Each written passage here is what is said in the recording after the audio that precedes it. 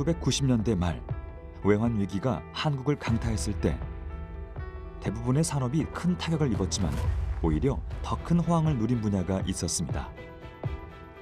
게임이 새로운 취미 생활로 자리 잡고 사람들과 상호작용하는 또 다른 작은 사회가 되면서 게임 시장은 눈부시게 성장하는데요. 2005년부터 국내에서 개최되고 있는 대규모 게임 행사인 지스타에서는 대형 게임 제작사들의 신작 발표, 유명 개발사들의 트렌드 공유와 게임 업계의 꿈을 품은 은둔 고수들까지 모여 게임 트렌드를 이끌고 있죠. 빠르게 변화하는 트렌드 속에서 게임 시장을 선도하고 있는 주역들. 게임의 과거와 현재, 그리고 미래를 만나봅니다.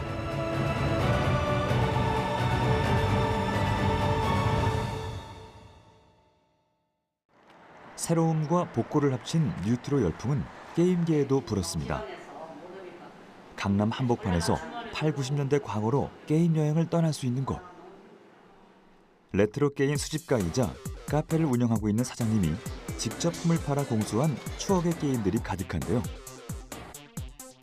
게임 마니아들의 성지로 불리며 최근 추억팔이를 하는 사람들의 발길이 늘었다고 합니다. 원하는 게임팩을 찾아 꽂기만 하면 추억 속으로 접속할 수 있죠. 원래 제가 어렸을 때부터 게임을 많이 좋아했어요. 그리고 지금은 사실 일본 쪽 구매 대행 일이 본업이에요. 그러면서 일본 쪽에서 게임을 많이 사게 되고 이제 예전 게임을 좋아했던 게임들 많이 모으게 됐거든요. 그러니까 그런 적이 있었어요. 그러니까 제가 도쿄 출장을 갔다가 돌아오는 길인데 요코하마에서 연락이 온 거예요. 제가 원하는 게임이 입하가 됐다. 그래서 인천공항에서 돌아오는 길에 바로 비행기 예매를 해서 그 다음 아침에 바로 가서 사온 적도 있어요. 레트로 게임의 진심인 한대윤 사장님. 성공한 덕후라는 말은 이런 때에 쓰는 거겠죠. 투박하고 거친 도트 그래픽에 단조로운 8비트, 16비트 게임 음이지만 손맛과 함께 느낄 수 있는 묘한 매력은 부정할 수 없는데요. 옛 오락에는 무엇으로도 대체할 수 없는 감성이 담겨 있습니다. 사장님과 함께 타임머신을 타고 돌아가 볼까요?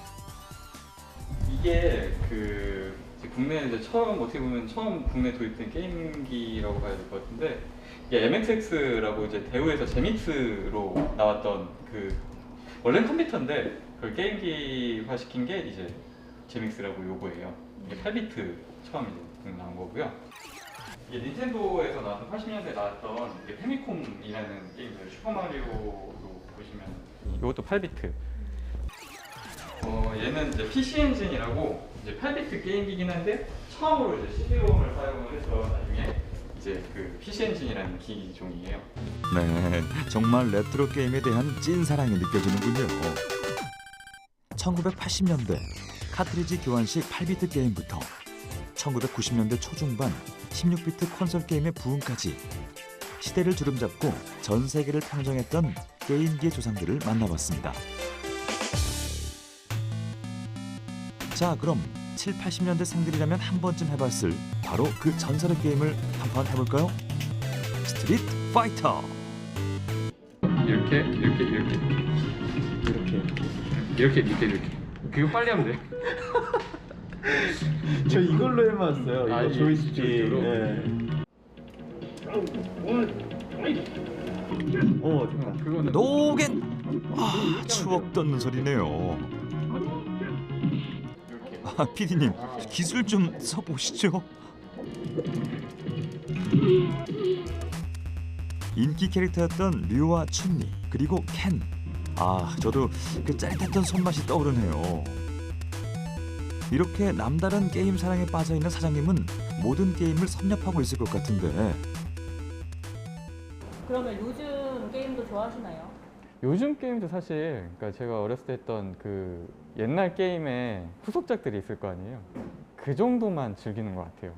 제 마음속의 게임은 그때 당시에 나왔던 게임들이 게임이기 때문에 제가 게임을 한다는 건 옛날에 그때 당시에 나왔던 80년대, 90년대 나왔던 거에 그걸 하는 걸 게임을 한다고 저는 생각을 하기 때문에 그게 저한테는 가장 큰 추억과 매력인 것 같아요.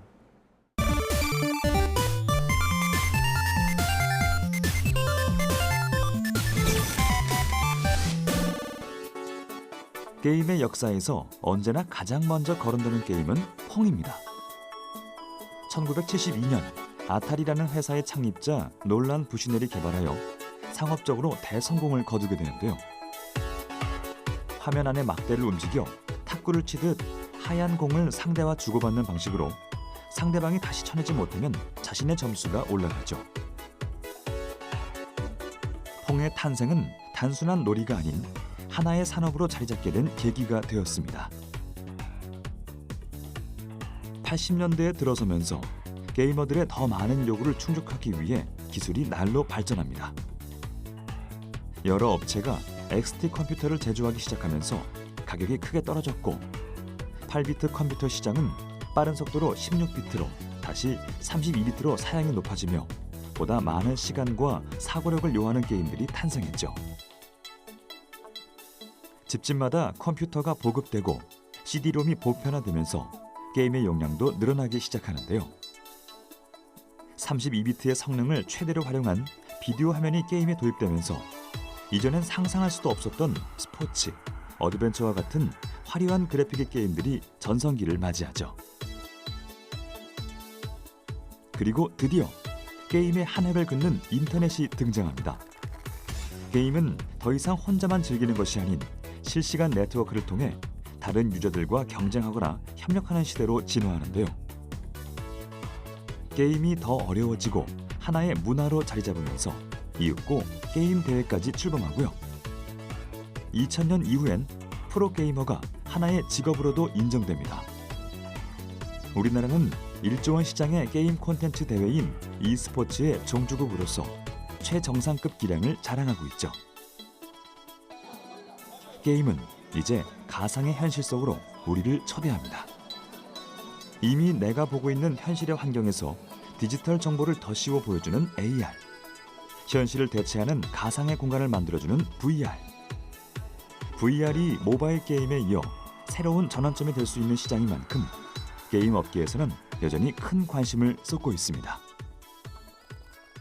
게임의 종주국이라고 볼 수 있는 일본이나 미국의 경우에는 플레이스테이션이나 엑스박스, 닌텐도와 같은 형태의 콘솔 게임, 그러니까 게임을 전용으로 플레이할 수 있는 장치들을 기반으로 해서 발전해 왔어요. 근데 이제 한국 같은 경우는 PC 게임 그리고 콘솔 게임들이 정식으로 수입된 것이 2000년 전후이기 때문에 PC와 PC를 활용한 온라인 게임을 중심으로 그 디바이스의 형태가 발전해 왔습니다. 그리고 장르적으로 보면 1인칭 슈팅 게임이라고 불리우는 FPS, 그리고 RPG, 전략 시뮬레이션 같은 형태의 규모가 좀 있는 게임들은 주류 게임으로 예전부터 사랑을 받아왔으며 최근에는 2010년 이후에는 모바일 디바이스, 스마트폰이 이제 발전하면서 스마트폰에 최적화되어져 있는 게임들이 성장해 왔다고 볼 수 있죠.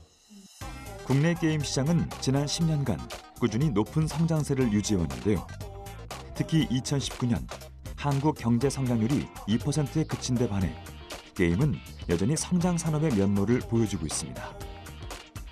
그 배경에는 전체 게임 시장의 절반을 차지하며 핵심 플랫폼으로 부상하고 있는 모바일 게임의 활약을 배제할 수 없죠. 지난해 9조 3천억 원의 매출을 올리며 전문가들은 2022년까지 11조 원 이상 달할 것으로 전망하고 있습니다. 내수 기반도 탄탄하지만 수출 부문에서도 일약 효자 업종으로 자리 잡고 있는 K게임 시장. 영화, 음악, 공연 등이 이끌어왔던 콘텐츠 산업이 앞으로 게임 산업을 중심으로 재편될 가능성을 시사하기도 합니다. 어떻게 보면 우리가 게임 산업하고 영화 산업을 굉장히 많이 비교를 하는데요. 어떻게 보면 게임 산업에 대한 개발자나 종사하는 수가 영화 산업 종사하는 수보다 한 10배 정도 많습니다. 게임을 통해서 조금 더 포지티브한 형태의 어떤 게임을 만들고 좀 긍정적인 부분들을 이끌어 가려고 하는 사람이나 어떤 개발자나 혹시 이런 학계에 있는 사람들이 노력하고 있다고 보시면 될 것 같습니다.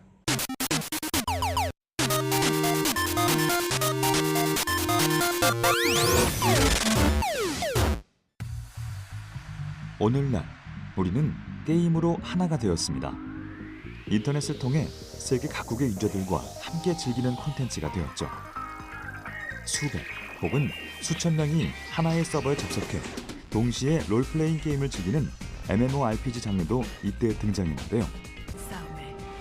서로 다른 캐릭터로 역할을 수행하며 정보를 공유하고 집단 전투를 벌이는 특유의 묘미는 게임 시장의 강력한 인기 장르로 자리매김하게 되었죠. 다른 어느 매체에서도 경험할 수 없는 상호작용의 매력을 선사하는 게임. 그렇다면 이 광활한 가상세계는 어떤 과정을 거쳐 탄생하는 걸까요? 이를 알아보기 위해 한 게임 개발사를 찾았습니다. 2007년 문을 연 이곳은 규모, 장르, 플랫폼이 모두 다른 게임들을 독립적으로 제작하기 위해 여러 개의 스튜디오를 갖추고 있는데요. 국내는 물론 세계 게임 시장에서도 두각을 나타내고 있는 중입니다. 대표작은 2017년 출시한 서바이벌 슈팅 게임 배틀그라운드. 외딴 섬에 갇힌 100명의 플레이어가 마지막 한 명이 살아남는 순간까지 전투를 벌이는 게임으로서 가장 단기간에 1억 달러의 수익을 올리며 기네스북에 이름을 올렸죠. 개발사는 영역을 확대해 글로벌 e스포츠 대회를 개최하고 있습니다.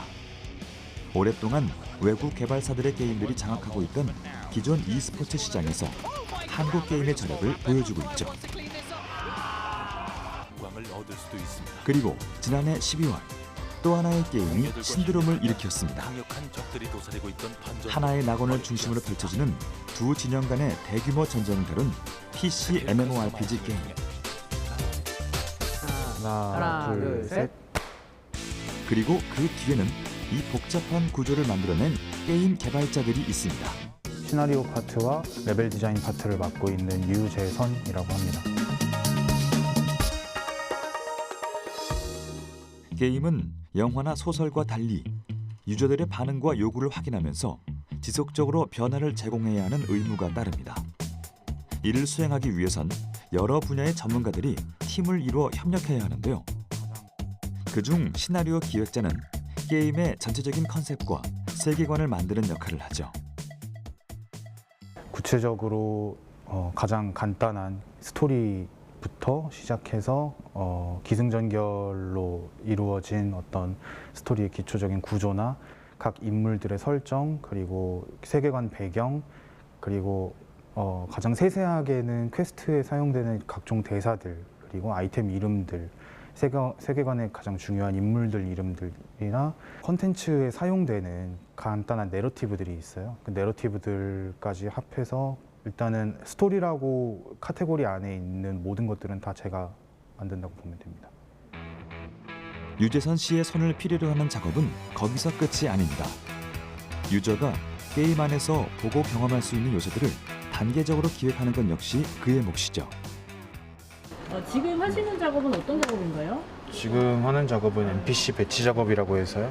게임 안에 실제로 사람들이 사는 것처럼 보이게 하려고 여러 사람들 같이 보이는 캐릭터들을 세우고 있는 중입니다. 이런 것들을 하지 못하면은 세세하게 게임 속 세계가 어떻게 생겼는지, 어떤 시나리오가 필요한지 알 수가 없기 때문에 이거를 하지 못하면은 시나리오 기획자로서 좀 수명이 많이 줄어드는 편이죠.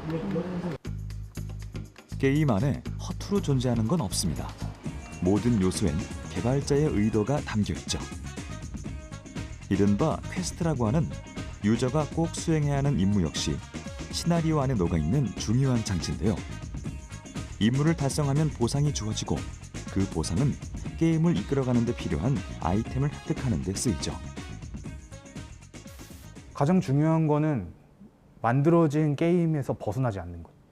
그러니까 예를 들면은 액션 게임이고 북유럽 신화를 배경으로 하는 게임인데 갑자기 현대적인 어떤 요소가 나온다거나 뭐 자동차가 나온다거나 이런 시나리오를 짤 수는 없잖아요. 유저들이 봤을 때 이 시나리오를 가장 편하게 받아들이고 그리고 가장 이제 이 게임과 잘 녹아든다고 느껴야 그게 가장 적절한 시나리오거든요. 그래서 그거를 고려하지 않으면은 아무래도 좋은 시나리오를 쓸 수가 없겠죠. 또 다른 파트도 만나보겠습니다. 엘리온 프로젝트의 3D 배경 파트를 맡고 있는 염정원입니다. 게임에 접속하면 우리는 가장 먼저 이 화려한 비주얼에 매료됩니다. 청천연색의 색감과 디테일한 배경 요소는 유저들이 가상 세계에 더 빠져들도록 강력한 무기로 작용하죠. 하나의 작품가로 같은 이 세계가 3D 배경 아티스트의 손에서 탄생하는 겁니다. 3D로 만든 거를 랩핑하는 작업이에요. 랩핑이라는 거는 일종의 색칠을 하는 거거든요. 예, 그 게임에 쓸 수 있도록 색칠 작업을 하고 그 다음에 그걸 뽑아낸 리소스를 가지고 엔진에 적용하는 작업을 한 겁니다. 게임 개발에서의 아트 작업은 먼저 컨셉 아트를 잡는 것부터 시작됩니다. 기획회의에서 나온 내용을 구체화한 뒤 채색을 입히고 게임 안에서 구현되는 3D 형태로 모델링하죠. 상상으로만 그렸던 세계를 눈앞에 보여주는 게임 아티스트. 무에서 유를 창조하는 일인 만큼 그 세계와의 어울림을 늘 염두에 둬야 하죠. 실질적으로 게임 플레이를 위해서 필요한 리소스를 만들어내는 과정이기 때문에 무한대로 이렇게 쓸 수 있는 건 아니에요. 게임 아트라는 거는. 그래서 조금 어떤 제약을 가지고 어떤 테크닉적인 것을 가지고 만들어내는 작업이 어떻게 보면은 보통 일반적인 아트랑은 많이 다르고요. 상상력으로 만들어내지만 있을 법한, 사람들이 몰입할 수 있을 법한 것을 그걸 기준으로 만들어내는 게 중요한 것 같아요. 이분은 또 어떤 영역에서 치열한 싸움을 하고 계실까요? 엘리온 개발실 테크니컬 디렉터 한승환입니다.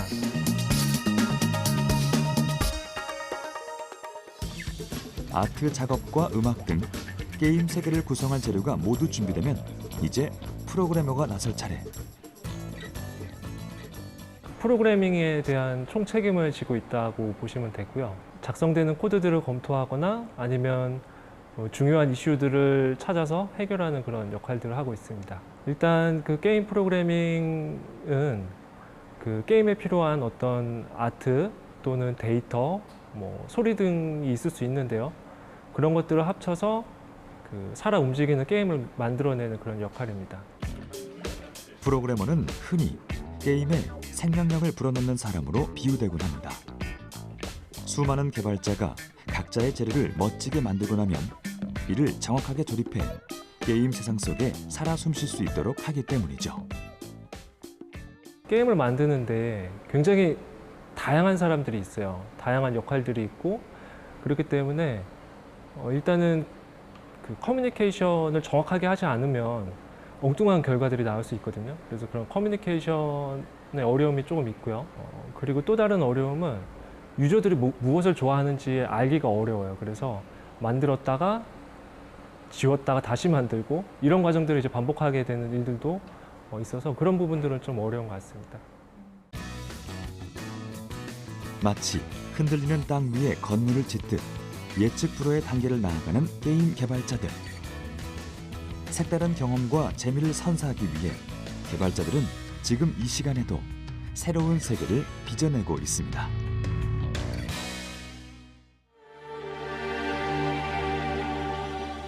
만약 게임에 소리가 빠진다면 어떨까요? 물론 게임을 하는 데야 지장은 없겠지만 굉장히 밋밋하고 재미도 한층 떨어질 겁니다. 전개에 따른 정서를 표현하고 때로는 플레이어를 안내하는 역할까지 게임 음악과 효과음은 모든 상황에 자연스럽게 녹아들어 흥을 한층 높여주죠.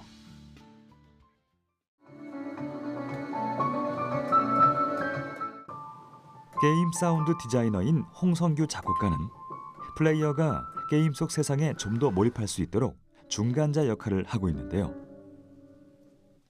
그가 만드는 게임 음악에 좀 더 귀 기울여 볼까요? 게임도 하나의 영상 컨텐츠인데요. 영상 컨텐츠는 이제 시각 정보가 가장 크게 눈에 들어오는데 유저들은 그 시각 정보를 가지고 뭔가 이 세계에서 경험을 하게 됩니다. 근데 제가 볼 때는 시각 정보보다 좀 더 사람의 감성을 많이 만져줄 수 있는 게 청각 정보라고 생각이 들거든요. 그래서 저는 게임 음악이 그 게임에서 부족한 어떤 감정의 전달과 몰입의 그 효과를 극대화시켜서 완성을 시켜주는 도구라고 생각을 합니다. 게임 음악 프로젝트를 계기로 사운드 팀을 결성해 호흡을 맞추고 있는 이승재 연주가도 합류했습니다. 두 사람은 요즘 새로 맡고 있는 게임 배경음악 작업에 몰입하고 있다는군요. 홍성규 씨가 곡의 뼈대가 되는 멜로디 라인을 구상하면 악기 연주와 오케스트라 음악에 능통한 이승재 씨가 곡을 보다 입체적이고 풍성하게 만들죠. 작곡가가 가진 상상력의 깊이에 따라 금방 잊힐 음악이 될 수도, 평생 기억에 남는 게임 테마가 될 수도 있는 게임 음악. 배경 음악만 들어도 어떤 게임인지 떠오를 수 있는 희대의 음악이 탄생하길 바라봅니다.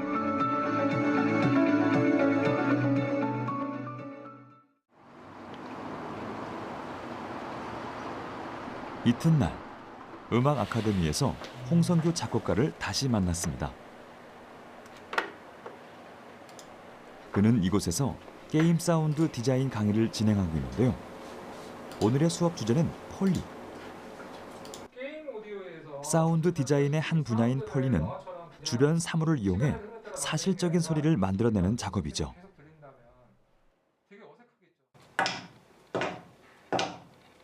발전 소리가 랜덤으로 나오고 있다. 이렇게만 해도 굉장히 실제 같은 느낌이 나요. 이미 촬영한 영상에 소리를 입히는 이 행위는 이제 영화와 게임 제작에서 빠질 수 없는 중요한 영역이 되었는데요.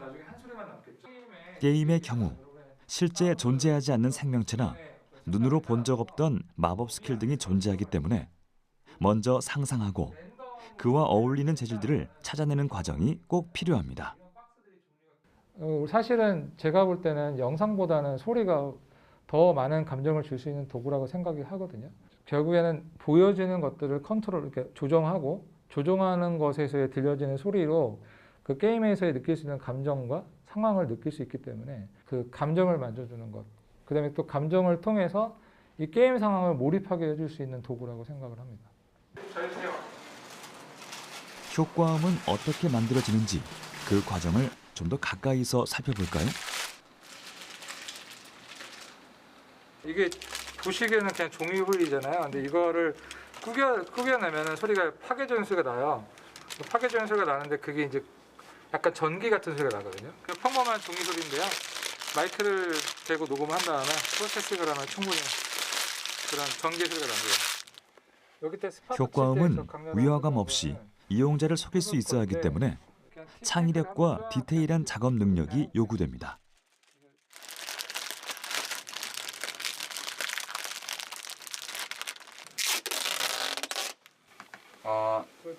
네네, 알겠습니다. 소리는 그 즉시 녹음하여 영상과 잘 어우러지는지 찰떡같이 맞아드는지 확인한 후 선택과 재작업을 반복합니다. 때론 가장 감쪽 같은 소리를 찾아 수없이 시도하는 것만이 최고의 노하우가 되기도 하죠.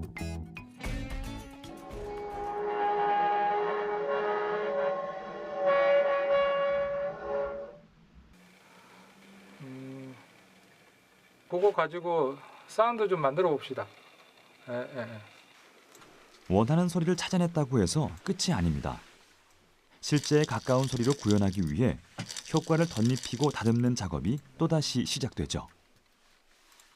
끊임없이 고민하고 몸으로 부딪히고 수정하기를 반복해야 하지만 게임 안에서 그 진가를 발휘하려면 고도의 디테일과 싸울 수밖에 없습니다.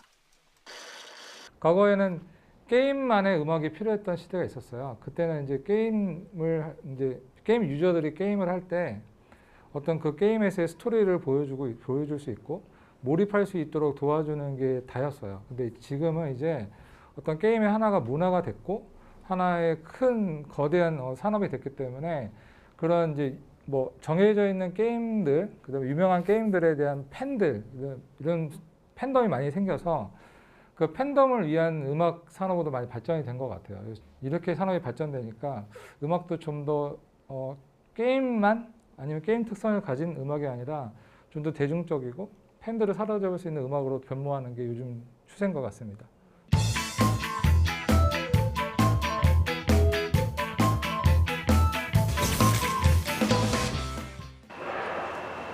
가장 대중적인 게임이 매번 가장 좋은 게임이라고 장담할 수는 없습니다. 이를테면 인디 게임이라는 분야도 있으니까요. 입구에 적힌 문구부터 범상치 않은 이곳. 과연 어떤 이들일지 더 궁금해지는데요. 네, 바로 반지하에서 올라온 인디게임 개발자들.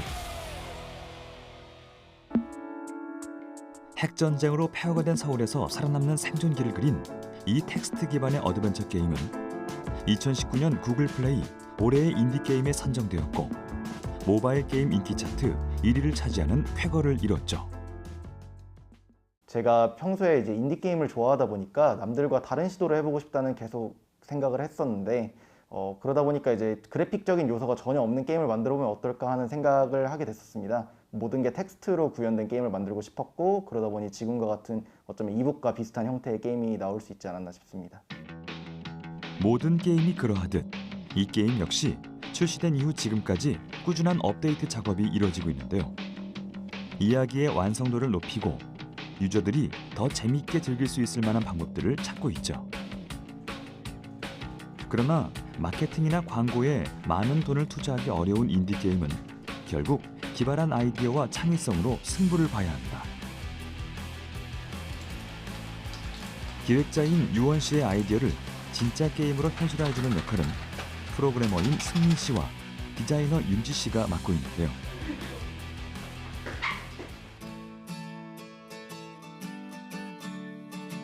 이들의 팀워크가 남다를 수밖에 없는 이유, 세 사람은 고교 동창생이기 때문입니다.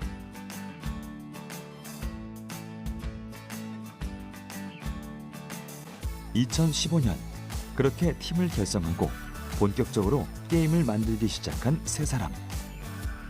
초창기엔 다 함께 모여 작업할 만한 장소가 없어 만화 카페에 가거나 스터디룸을 빌렸어야 했지만 이젠 어엿한 개발사를 운영하는 대표로 성장했는데요. 말도 많고 탈도 많은 게임 개발. 부족한 부분을 서로 메워주며 한 발 한 발 나아가고 있습니다. 구두 장수의 눈엔 사람들의 구두만 보인다고 하죠.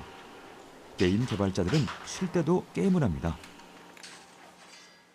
원래는 다른 게임에 중독되어 있는데 요즘에 의식적으로 좀 여러 가지 게임을 해보려고 다른 인디 게임들과 좀 아트가 예쁜 게임들을 좀 많이 해보고 있습니다.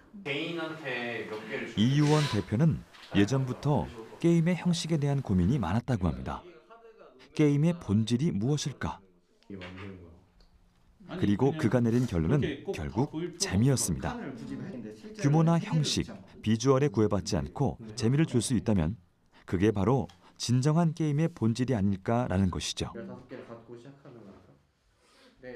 네, 사실 저희가 이제 처음에 만들 때도 거창한 뜻을 가지고 만든 거라기보다는 정말 게임을 좋아하는 친구들이 게임을 만들고 싶어서 이제 시작을 한 거다 보니까 앞으로도 이제 반지하 게임즈가 계속 게임을 만들기 좋아하는 사람들에게 자신의 창작물을 이렇게 실현을 하고 꿈을 실현해 나가는 그런 터전이 될 수 있겠다는 생각에 오래오래 좀 번영했으면 좋겠다는 생각을 합니다. 자신들만의 독창적인 특징을 가지고 있는 또 다른 인디게임 개발자를 만나기 위해 경기도 양평으로 향했습니다. 안녕하세요. 2019 구글 플레이 인디게임 페스티벌 톱3의 또 다른 주인공. 작업실은 다름 아닌 거주하고 있는 가정인데요. 직원은 둘. 방 하나를 작업실로 두고 남편과 아내가 오붓하게 게임을 만들고 있죠. 단출해 보이지만 작업에 필요한 장비를 모두 갖추고 있을 뿐 아니라 캐릭터 디자인까지 도맡고 있습니다. 이 캐릭터들이 아내의 손에서 탄생했죠. 게임에 필요한 캐릭터를 알려주면 저는 거기에 따른 이제 캐릭터 작업을 하고 있습니다. 회사의 대표이자 동료이자 남편인 성필 씨가 개발 중인 게임에 어울리는 이미지나 소품 등을 그때그때 의뢰하면 디자이너 아내는 자료를 참고해서 자신의 스타일을 덧붙여 캐릭터를 완성한다고 하네요. 부부가 이렇게 집에서 모든 일을 하는 이유는 바로 육아와 게임을 병행하기 위함이랍니다. 아이가 낮잠 자는 시간, 그리고 어린이집에 있는 동안만 바짝 일을 한 후 그 외 시간은 엄마와 아빠의 본분으로 돌아가죠. 그렇게 신압으로 게임 개발에 집중한 결과 드디어 전 세계에서 이름을 알리는 게임을 출시하게 됩니다. 이게 지금 2019년에 상을 받았던 게임입니다. 구글 인디게임 페스티벌에서 탑 3에 들었고요. 실시간 전략 시뮬레이션이라는 게임입니다. 저희가 아이 낮잠 잘 때 만들어낸 첫 번째 게임입니다. 일꾼으로 자원을 채집하고 건물을 만들어서 병력을 생산하고 전투를 하는 게임입니다. 2003년부터 게임 개발에 발을 들인 박성필 대표는 학업을 마친 후 2014년부터 본격적으로 이 길에 전념하기 시작했다고 합니다. 지금까지 만든 게임이 약 60개. 그중 출시한 게임은 50개 정도이고 현재까지 유저들이 즐기고 있는 게임은 4-5개 정도라고 하는데요. 온라인 콘솔 게임의 경우는 유저들이 게임을 설치하는 정가가 5,000원에서 3만 원 정도로 이는 개발자의 매출로 직결되고요. 모바일 게임은 게임 설치비가 무료인 대신 추가 콘텐츠나 서비스를 유료로 결제할 수 있는 인앱 구매가 활성화돼 있어 여기서 발생하는 소득 플러스 게임 내 보상형 광고에서 발생하는 수익의 절반을 개발자가 차지하게 되죠. 그전에는 저도 평범한 회사원이었습니다. 반도체 관련 업체에서 개발을 하고 있었고 반도체 자동화 관련 업무를 하고 있었습니다. 제가 불로소득을 참 좋아하거든요.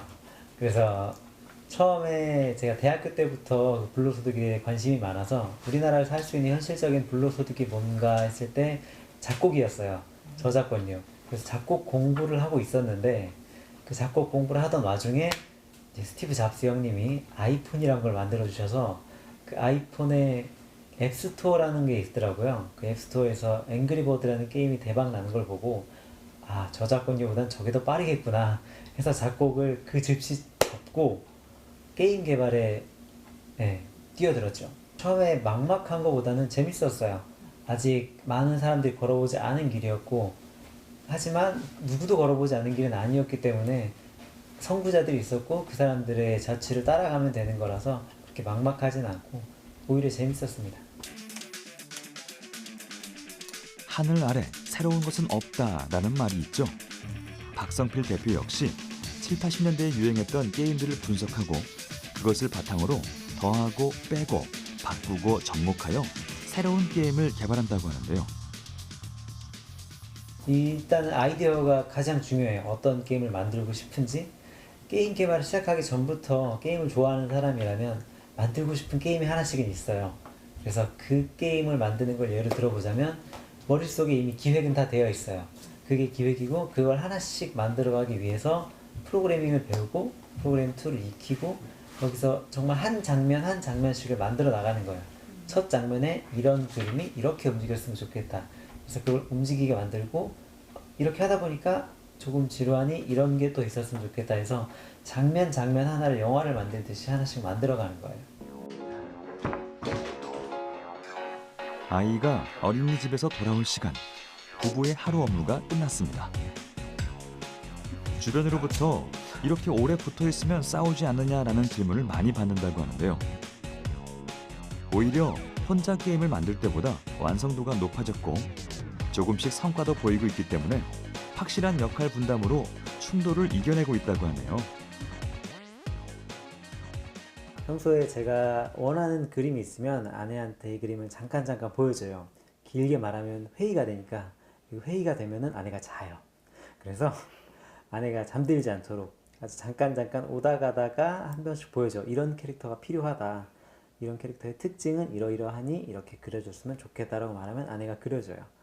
저는 그 그림을 가져다가 떼고 이어붙이고 움직여서 게임을 만들죠. 우리나라는 현재 가장 활성화된 모바일 게임 시장을 갖고 있는 나라가 되었습니다. 구글 인디게임 페스티벌의 한 획을 그으며 무한한 성장의 가능성도 확인했죠. 더욱 다양하고 색깔 있는 게임으로 전 세계 게임 유저들에게 어필될 수 있기를 응원합니다.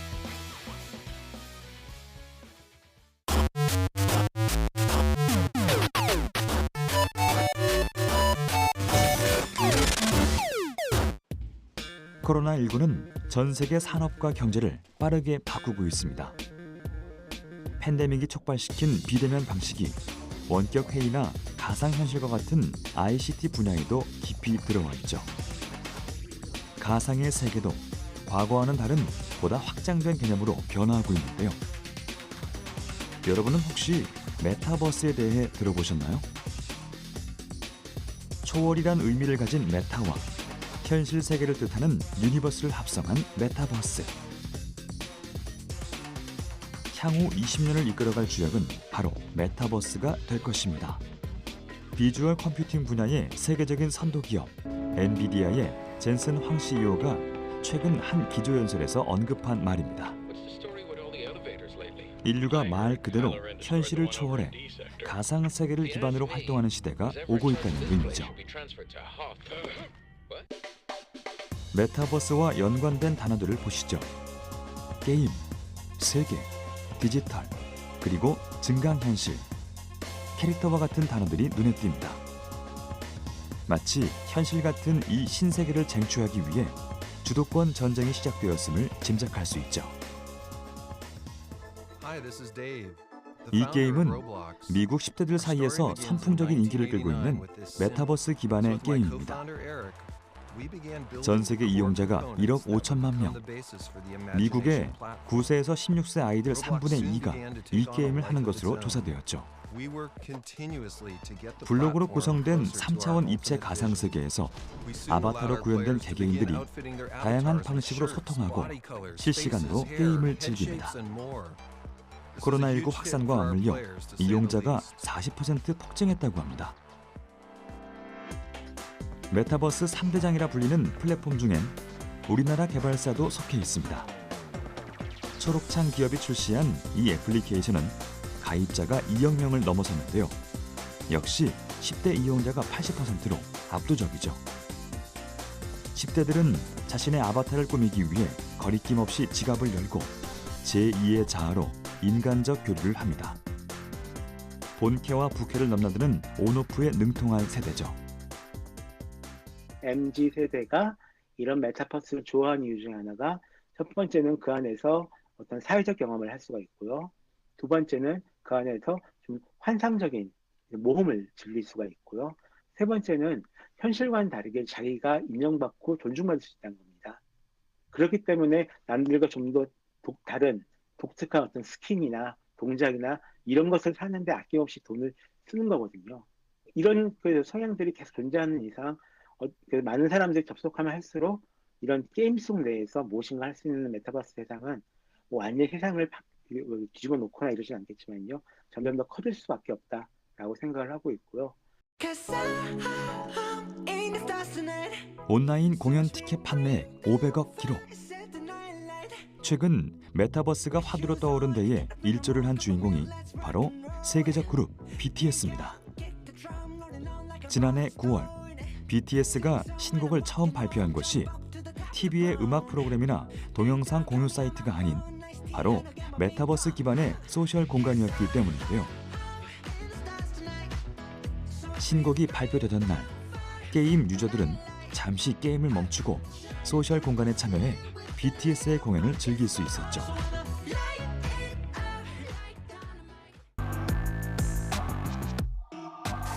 그런가 하면 애초에 아바타로 출발한 걸그룹도 있습니다.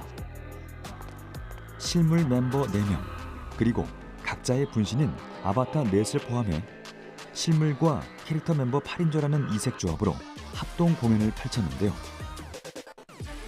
데뷔곡은 빌보드 글로벌 차트에도 진입했습니다. 안녕 카리나. 안녕. 플랫에서 온 기분이 어때?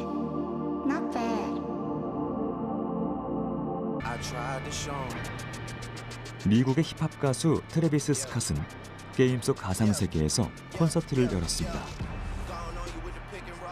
자신의 아바타를 통해 진행한 이 콘서트에는 동시에 1,000만 명이 접속했고 아바타의 옷이나 액세서리 등 아이템을 판매해 200만 달러, 한화 약 22억 6천만 원을 벌어들였죠.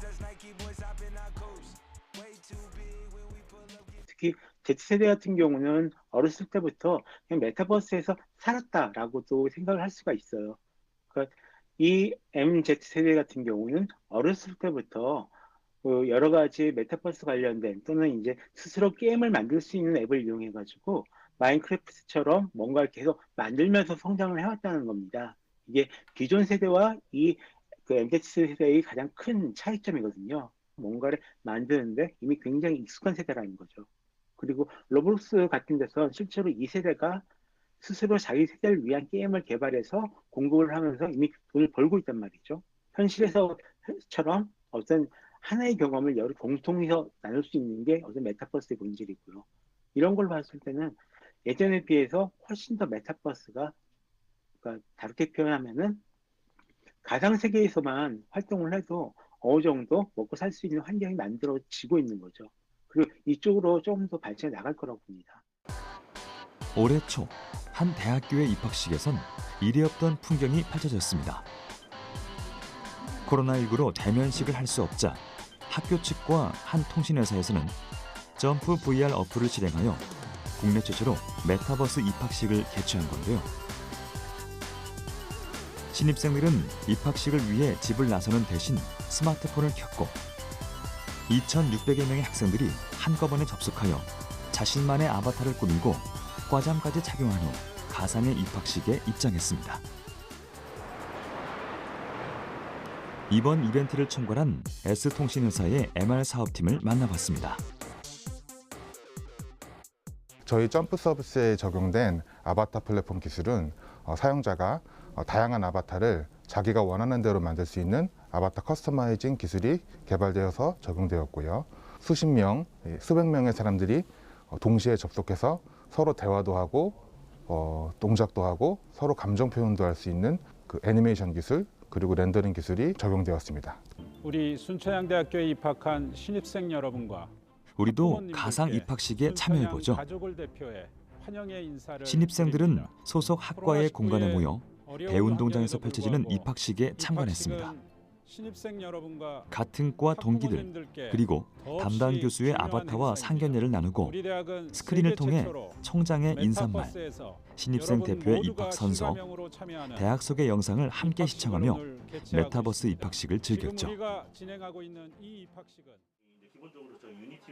이는 일회성 이벤트로 끝나지 않고 향후 학교의 주요 일정이나 강의, 커뮤니케이션 등을 위한 핵심 플랫폼으로 활용할 계획이라는데요. 본격적인 메타버스 캠퍼스 시대가 열릴 것으로 전망하고 있습니다. 지금 코로나로 인해서 지금 서로 만날 수 없는 환경에서 서로 각자의 개성을 표출하면서 가상 공간에서 대규모로 만나서 서로 모임을 하고 소통을 할 수 있는 자리라서 매우 반응이 좋았던 걸로 알고 있습니다. 점프 AR과 점프 VR은 서로 상호 보완해가면서 그 보완하는 서비스로 발전할 방향 계획이고요. 점프 VR은 좀 더 그 가상 공간을 좀 더 넓혀가는 서비스로 발전할 계획입니다. 비디오 게임을 통한 메타버스 서비스가 앞으로는 SNS를 대체할 것이란 전망도 큽니다. 글이나 동영상을 넘어 이제는 게임이라는 매개체를 통해 자신들의 생각이나 패션을 공유하고 서로 소통하는 것이죠. 나와 또 다른 분신인 아바타를 통해서 말입니다. 현실과 가상 세계의 경계가 모호해지고 있는 지금, 여러분은 메타버스에 탑승할 준비가 되어 있습니까?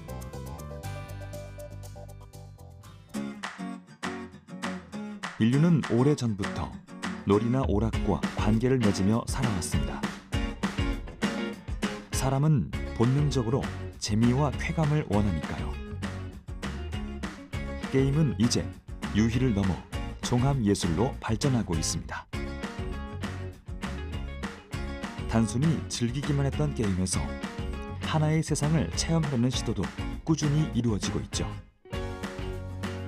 기술이 지배하는 본능의 미래, 그리고 가상의 세계 속 일원이 되어 살아가는 우리들.